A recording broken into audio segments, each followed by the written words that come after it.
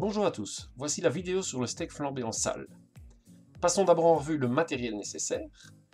Pour la réalisation du steak flambé, vous aurez besoin de 2 plaques chauffantes, une à droite et une à gauche, un couvert de service, vous pouvez en prévoir un deuxième pour la sécurité, et une cuillère à café sur assiette de dépôt, elle peut être une assiette à pain ou une assiette à entremets, et un petit plateau en bois, ovale, ou une assiette avec dentelle contenant votre moulin à poivre, votre salière, une dose de cognac à flamber et un ravier de moutarde. Vous aurez besoin d'un réchaud propre et fonctionnel et de 2 cuillères à café et 2 assiettes à pain pour la dégustation au client avec rectification éventuelle. Respectez la disposition sur le guéridon parce que vous allez avoir énormément de matériel qui va être disposé sur ce guéridon pour la préparation et vous aurez besoin de toute la place. Lorsque vous enlevez le steak en cuisine, vous prendrez l'assiette du client et les 2 assiettes creuses dans l'armoire chauffante et vous recevrez un récipient avec jus de volier, crème fraîche, poivre vert.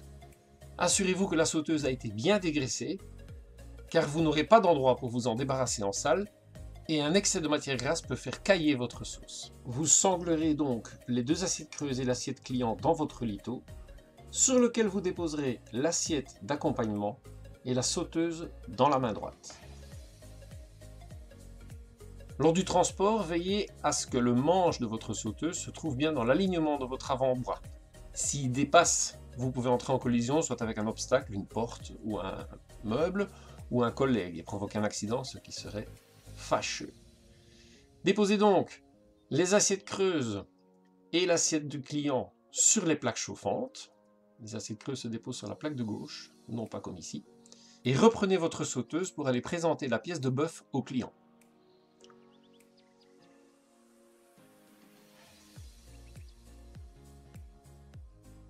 Ensuite, vous pourrez déposer la sauteuse sur le réchaud et ranger l'assiette de transport sous la plaque chauffante. Pour le flambage, comme dans tout flambage, on va chauffer le récipient à blanc. C'est-à-dire le chauffer à sec avec une vive flamme sur l'avant du récipient. Afin de ne pas prolonger la cuisson du steak, retirez-le vers vous et chauffez l'extrémité opposée. N'hésitez pas à bien caraméliser les sucs de cuisson parce que plus le récipient sera bien chauffé, plus joli sera le flambage. Comme pour tout flambage, en 3 étapes, on retire la sauteuse du feu, on verse l'alcool de flambage et on reporte la sauteuse sur le fourneau sans s'approcher. Si vous vous approchez, vous risquez de vous brûler le visage, les vêtements, les mains. Voici donc, je recule, je verse l'alcool de flambage et je flambe. Vous pouvez activer la flamme pour plus de spectacle en effectuant des mouvements circulaires, surtout pas linéaires, ça risquerait de faire éclabousser et de vous salir et surtout de salir la table et la nappe du client. Ensuite, on va réserver notre steak au chaud entre les 2 assiettes creuses, ou 2 steaks, ça dépend. Et on va donc l'enfermer dans nos 2 assiettes creuses pendant la préparation de la sauce. Ici, je laisse le feu sous la sauteuse, mais si vous ne sentez pas, ou si vous sentez que vous allez travailler trop lentement par rapport à la vivacité du feu, n'hésitez pas à moduler la flamme. En ce qui concerne les ingrédients, c'est très simple, tout est sous vos yeux. Donc vous commencerez par verser à la cuillère le jus de volier, l'entièreté du récipient.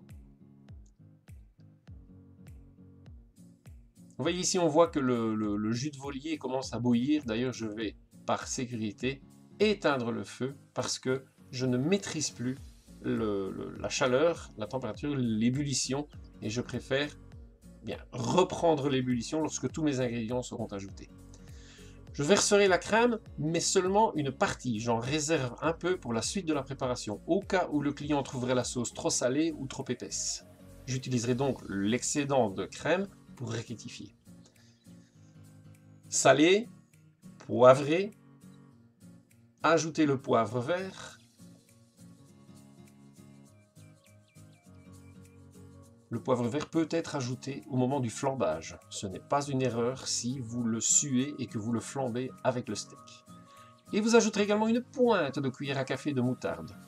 Attention, très peu de moutarde. Ce n'est pas une sauce à la moutarde, mais la moutarde va jouer le rôle d'élément de liaison et stabiliser votre sauce. Évitez qu'elle ne caille en salle se serait fâché. Ensuite, bien, je remets le feu sous ma sauteuse, je juxtapose cuillère et fourchette et je remue ma sauce jusqu'à une sauce homogène. Et dès que l'ébullition apparaît, je peux arrêter la préparation. On voit ici le mélange, on commence à voir l'ébullition.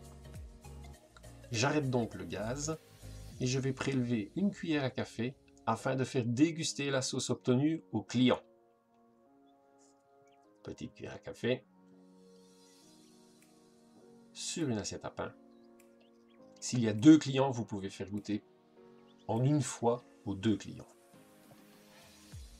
De toute façon, à l'aller, les cuillères à café sont propres et au retour, elles sont toutes les 2 sales. Donc, il n'y a donc pas de risque de contamination croisée sale-propre sur la même assiette.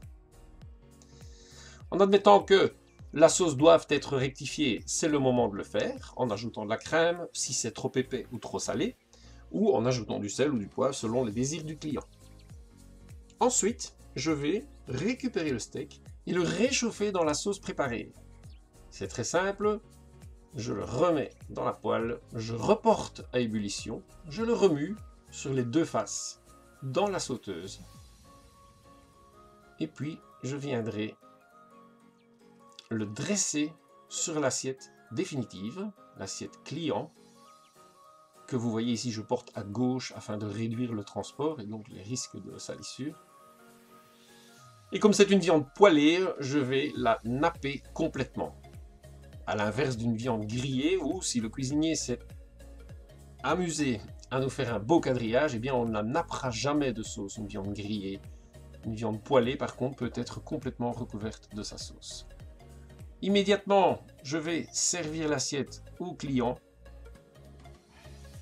Et puis, je vais rassembler le matériel dont je n'ai plus besoin afin de le débarrasser pour laisser évidemment un espace de travail le plus propre possible à la vue du client. Vous n'avez pas 3 mains, je n'en ai pas non plus, donc je vais réserver une partie de mon plateau dans le guéridon et je repars en cuisine avec la sauteuse, l'assiette d'ingrédients et mes assiettes de travail. Vous laissez donc au client un guéridon propre et net et c'est beaucoup plus agréable pour lui et pour vous.